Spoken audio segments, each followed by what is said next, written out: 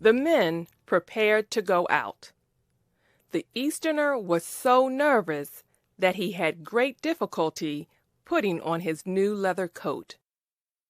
As the cowboy pulled his fur cap down over his ears, his hands trembled. In fact, Johnny and Old Scully were the only ones who displayed no emotion. No words were spoken during these proceedings. Scully threw open the door. Instantly, a wild wind caused the flame of the lamp to struggle for its life. The men lowered their heads and pushed out into the cold. No snow was falling, but great clouds of it, swept up from the ground by the fierce winds, were streaming all around. The covered land was a deep blue, and there was no other color except one light shining from the low, black railroad station. It looked like a tiny jewel. The Swede was calling out something. Scully went to him, put a hand on his shoulder, and indicated an ear. "What did you say?" "I said," screamed the Swede again, "I won't have a chance against this crowd. I know you'll all jump on me." No, man," called Scully. But the wind tore the words from his lips and scattered them far.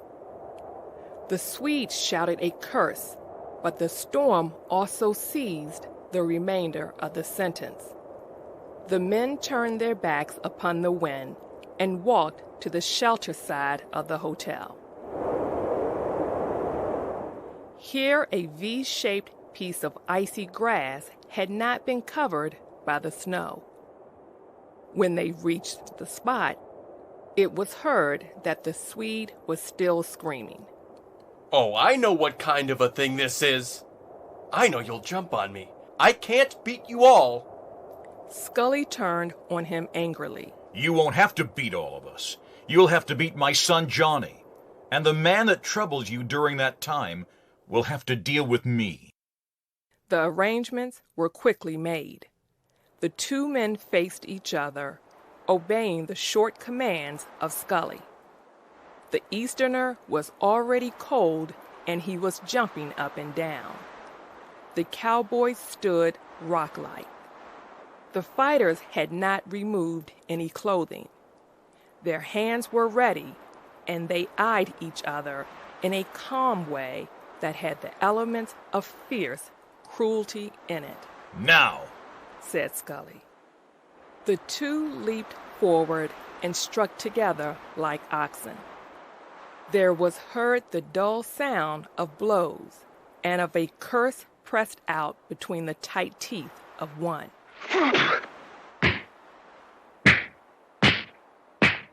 As for the watchers, the Easterners held in breath burst from him in relief, pure relief after the anxious waiting.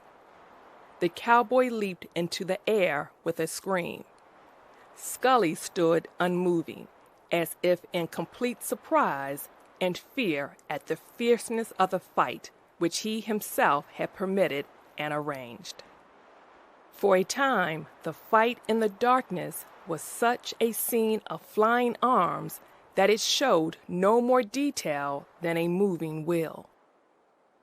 Sometimes a face would shine out, frightful and marked with pink spots. A moment later, the men would be only shadows. Suddenly, the cowboy was caught by warlike desires, and he leaped forward with the speed of a wild horse. "Hit him, Johnny! Hit him! Kill him! Kill him!" "Keep still," said Scully, icily.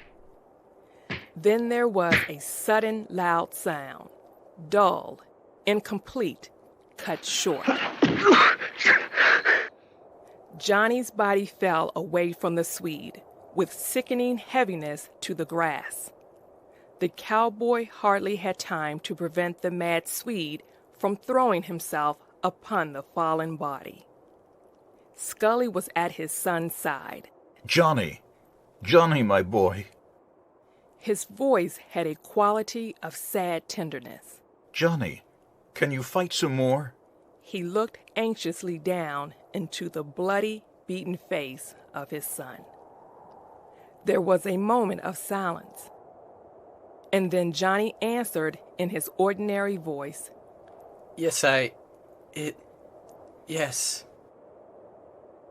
Helped by his father, he struggled to his feet.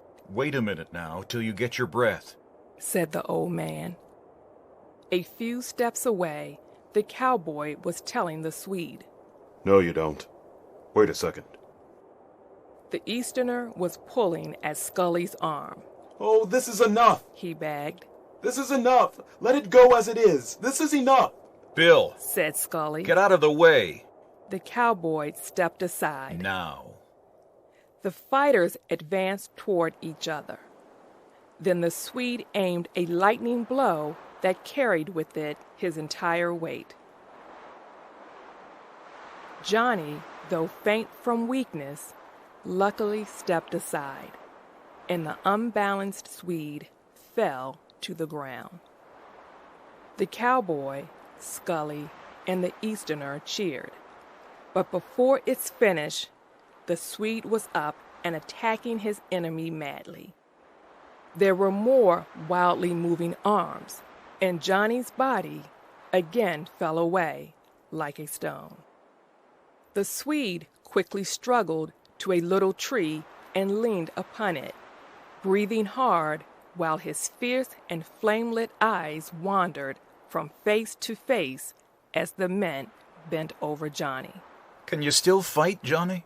asked Scully in a voice of despair. After a moment, the son answered. No, I can't fight anymore. Then, from shame and bodily ill, he began to weep, the tears pouring down through the blood on his face. He was too heavy for me. Scully straightened and spoke to the waiting figure. Stranger, he said calmly. We're finished. Then his voice changed into that deep and quiet tone which is the tone of the most simple and deadly announcements. Johnny is beaten. Without replying, the winner moved away to the door of the hotel. The others raised Johnny from the ground, and as soon as he was on his feet, he refused all attempts at help. When the group came around the corner, they were almost blinded by the blowing snow. It burned their faces like fire. The cowboy carried Johnny through the piles of snow to the door. Inside, they were greeted by a warm stove and women who took Johnny to the kitchen. The three others sat around the heat, and the sad quiet was broken only by the sounds overhead when the Swede moved about in his room. Soon they heard him on the stairs. He threw the door open and walked straight to the middle of the room. No one looked at him. Well, he said loudly to Scully. I suppose you'll tell me now how much I owe you. The old man, with a dull expression, remained calm. You don't owe me anything. Mr. Scully, called the Swede again. How much do I owe you? He was dressed to go, and he had his bag in his hand. You don't owe me anything, repeated Scully in the same unmoved way.